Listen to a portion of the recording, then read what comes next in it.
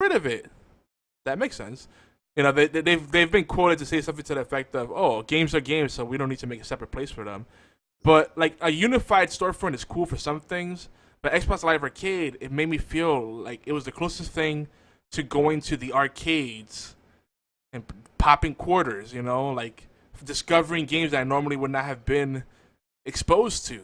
You know, because every arcade you go to, whether it might be a little pizzeria that has 3 or 4 corn out machines in the corner, but it's like that experience where you're exposed to new things, and it's different. It's not, I don't know how to describe it. And they got rid of demos. Like every game on 360 pretty much had a built-in demo or trial, and they got rid of that. And it's so this IGN article actually talks about all the things that for some reason they had a perfect formula and they decided to change things up instead of building upon it. And it's weird. They need to at the very least they need to bring back Xbox Live Arcade, and I would love if they just made it all right backwards compatibility with 360 games. All right, fine, I can live without that, but at least make it so my Xbox Live Arcade games will port over. Yeah, the demos are a developer thing. They decide if they're going to give a demo or the game. Because I mean, doing a demo, you can't just like straight up code the game and just write it and be done with it. You have to like leave things out. Like you have to. It's a lot more work for devs. Yeah, but the developers would be fine with it. Like most of this code is already compiled. They just need to translate it put it over for the specific console. They already have a demo. You know what I mean? Yeah, no, I know what you're saying, but it's not really the developers holding it up. It's the fact that it's not something that's available on Xbox One. Period. There's not even an option for that. They give the developers the tools they need: media kits, dev kits, whatever, SDKs. And they have that stuff to work with, so they could take code they already have and port it over or recompile it, whatever they do. It's not a big deal on the developer side. So the reason there's no demos on Xbox One is because they don't see the value in it. That's really what it comes down to. Surprisingly, though, LB, arcades are still around. Quite a bit of them, though. They are making a comeback because I have an arcade in my town, and it was in a mall that basically, like, if you guys have ever heard of a dried up mall, where the stores slowly start leaving the mall, and so like at the end of like the existence of it, there's like 1 or 2 stores in the mall, right? Well, there's an arcade in the mall. That arcade has kept the mall alive in my town. I mean, yeah, it's a small town, and we go 20 minutes to the west or to the east, and we have a giant, one of the biggest malls in the U.S., but, well, not U.S., but Michigan anyway. But they're starting to make comeback because you got kids that want to go out there on Saturday. Hell, I go to the arcade on Saturday and Sundays sometimes because it's just fun. It's old school, old days. Like I'm playing Tekken 3 on freaking arcade. Oh, that's awesome, dude. They have they're getting a Mortal Kombat. Not the brand new one, but they're getting a new Mortal Kombat in the arcade game down the road. I'm gonna go I'm gonna go play that because that's the kind of games that I started on. You sit there, you're fucking 3 foot tall, and all of a sudden, can I play that game? And you have to reach just to hit the joystick, let alone see the screen. Oh man, I'm hard. Wow. We're talking about video games. No, and there's the barcades, and you have things like Dave and Buster's. They are making a resurgence, and it's an ebb and flow. But I think people like Beard and Hat said, the 25 to 40 crowd wanting couch co-op again. Those of us that have grown up with gaming, lazy bastards. And we're like, yeah, I think overall it's just people yearning for that social connection, and not so much the rejection of online, online media, new media, social media, whatever you want to say. It's more like the adulteration of new media, that it's actually become impersonal. Because social media is great, it's just not being properly employed. It's actually creating more division than anything else because people suck. So if we could have, the arcades, it was always that social interaction that made it special. Of course, you always had douchebags too. Like you had the guy that would hog up the machine, put a bunch of quarters in the machine and say, "Oh, I got next." And it's like you don't really want to get into a fight over something as stupid as a video game. So I did. I don't have time for that. Quarters on the machine. He goes, "I got next." I said, "No, you don't. Yeah. Look on the other side. I would have quarters lined all the way around the screen." Yeah. I said, "No, you don't. This is my machine today. Get out of here." "Well, I want to play it next, man. You can't just sit on it the whole day. As long as I have money, I can do whatever the fuck I want." See, that's the thing. You're an asshole. I was like, "Well, get over it. Tell me something I don't know already." See, you're the guy that would just hog it up. You're goddamn right. The one machine that played the game and hogging it up. Yep. But you should have got there earlier. That's part of the reason that men, women, and children, Morg, right? Yes. Yes. Even the children. Children gotta go too. That's part of the reason Children that. have to die too. That's part of the reason arcades can't thrive as much as they used to, because, there was a wonderful arcade, the Broadway arcade on 42nd Street, right by where I lived in Manhattan, and I loved it. But what happens? And I don't even think it would matter if they had alcohol there or not. But you get the ghetto crowd that comes in, and they want to start beef over everything. Yo, you got beef, son? You got beef? And then people hiding weapons in their shoes and their hats, and they got to start patting them down. They start putting metal detector, and then it's like, next thing you know, we got to have all the security staff on hand. It's no longer profitable. We got to shut it down, And or they're just tired of being on the police blotter because some knucklehead. It's the thing. People don't know how to act. It's like, be courteous. All right, you see there's a bunch of people crowded around the machine and they want to play. Just say, hey, you want to have a go? Like that was always like the really cool experience when I'd be in the arcade and I'm just watching someone play. And I'm enjoying watching them play, but they can see I'm really into it. Hey, you want to have a go on it? I'm like, yeah, let's go. Like, no, I put a bunch of quarters, then you can take this turn. Like people are cool like that. That's where the camaraderie happens. Now I did do that when people would come up to me and not be a douchebag. Be like, hey man, can I get next? Yeah, sure, dude.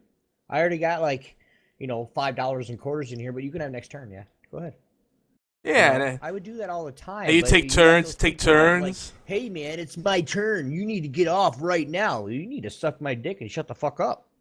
Sorry about my language. I'm raw today. Wow. But no, it's Tell us how you really feel. Yeah. Wow. No, it's like, because they would get, Yogi, they got mean, man. They were just like, they would come in and go, hey, it's my turn. Let me have my turn. Like, hey, I got quarters on the machine right here. You need to get off. Like, dude, it's a video game. Especially you're playing it for way too long, and I'm waiting way too long. So if you make me wait anymore, I'm gonna get loud in this motherfucker. Like, really, dude? Okay, I'm about to knock you out with one of these fucking balls over here at the what are those frickin' rolly? Yeah. Oh, be calm yourself. I'm calm. Respect the beard. The beard doing this, not calm. Obi. This is calm. You should have heard him last night. Or earlier. Oh Yeah. man. Yeah, people just don't know how to act. That's the problem. That all that salt and toxicity is just why. It's leaking everywhere. But you know what? That stuff started with the fighting games, because the arcade scenes used to be really chill when it was just like, racing games and, little platformers and really chill kind of things. But the moment the fighting games came into the scene, the Street Fighters, Street Fighter 2 and Mortal Kombat, like they were like the double header. And then everything, the salt started coming. You got the really ghetto people. Like there was always a certain type. Like you'd have the really smug guy that's like playing, like he's playing and he's like getting all these combos on you, and you can't fight back because he's getting you dizzy and re-dizzied, or he's like perma-locking you, and he's got the smug look on his face. You can see him laughing like, I got Dumbass you. kid I got you, can't nigga. I got you. And you always get that guy, or you get the guy that like just the backseat driver. Like you're playing, you're having fun. And it's like, yo, that combo's whack, son. No, come on.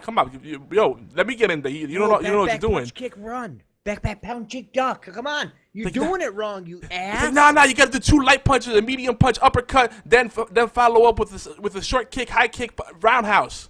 Don't you know anything, scrub? Like, dude. Yeah, but you can't do a roundhouse when you're going backwards. Yes, you can. You got to learn to go forward. What? Hey, how about you play? And then I go off and get a skee ball and beat him in the fucking head with it. Yeah. No. No, I'm just kidding.